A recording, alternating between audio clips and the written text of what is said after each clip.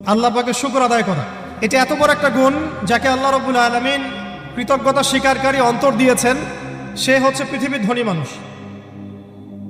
চলতে ফিরতে উঠতে বসতে সবসময় আমরা আল্লাহ পাকের নিয়ামতগুলো স্মরণ করব এবং সবসময় বলতে থাকবো আলহামদুলিল্লাহ, বলতে থাকবো আলহামদুলিল্লাহ। আল্লাহুম্মা লাকাল হামদ হামদান কাসীরান তাইয়িবান মুবারাকান ফীহি কামা ইয়ানবাগী লিজালালি ওয়াজহিক ওয়া আযীমি সুলতানিক।